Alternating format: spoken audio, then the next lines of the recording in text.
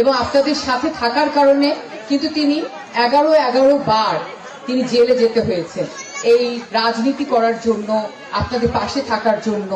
সবসময় আপনাদের ছেড়ে না গিয়ে তিনি কিন্তু জেলে গেছেন এবং কষ্ট পোহাতে হয়েছে। আমাদের একজন রাজনীতিবিদের বাবা বলে আমাদেরকেও কিন্তু অনেক কিছু সাফার করতে হয়েছে। হ্যাঁ, তো এগুলো যেমন আপনারা অত্যাচারিত হয়েছেন, আমরাও অনেকভাবে অত্যাচারিত হয়েছি, কিন্তু তারপরও আমরা কি চাই, একটা সুদিন দেখতে চাই, সুন্দর একটা সময় দেখতে চাই।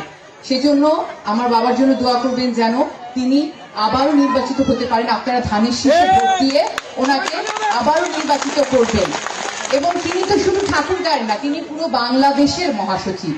এবং এটা আপনাদের জন্য গর্বজনক যে তিনি পুরো বাংলাদেশকে প্রতিনিধিত্ব করেন। এটা আপনাদের ঠাকুরগাঁয়ের সন্তান তিনি, এটা আপনাদের জন্য গর্ব এবং আপনারাই তাকে সেই বড় স্থানে বসিয়েছেন।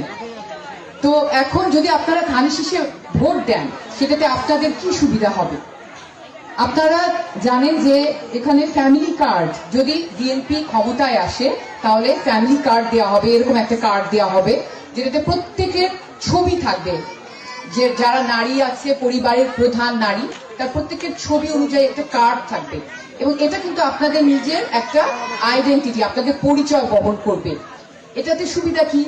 এটাতে সুবিধা হলো এখান থেকে আপনারা 2000 থেকে 2500 টাকা পর্যন্ত একটা মাসিক ভাতা পাবেন প্রত্যেকে। এবং এটা যেন প্রত্যেকের কাছে পৌঁছে দেওয়া হয় সেরকম ভাবে বিএনপি শুরু করেছে কাজ।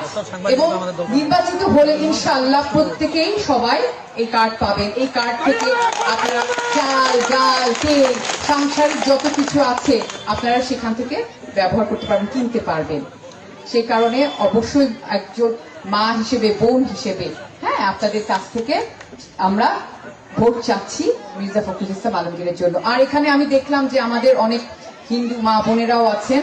আমরা সবসময় আপনাদের পাশে আছি। আমার বাবা কিন্তু ছোটবেলা থেকেই আমাদেরকে এই ঠাকুরগাঁয়ের সব মন্দিরে আমাদেরকে পুজোর সময় নিয়ে যেতেন। হ্যাঁ, পুজোর সময় নিয়ে যেতেন, লাড্ডু খাওয়াতেন। মনতোষ চাচুর সাথে আমরা যেতাম।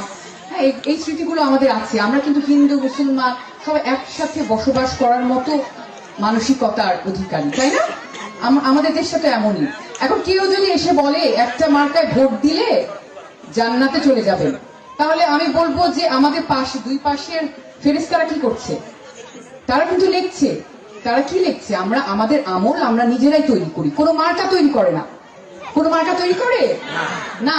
আমাদের সাথে যাবে আমাদের আমল, আমাদের নামাজ কালাম, আমাদের ভালো মানসিক, এগুলো আমাদের সাথে যাবে। কোনো মার্কা এটা নির্ধারণ করতে পারবে না যে আমরা বেহেশতে যাবো না যেতে যাবো। তাই নিজের বুদ্ধি আছে, নিজের অনুভব করে সবকিছু মাথায় রেখে আপনারা ধানের শীষে ভোটটা দিবেন। দোয়া করবেন আমাদের জন্য এবং অবশ্যই ধানের শীষে ভোটটা দিবেন। ধন্যবাদ।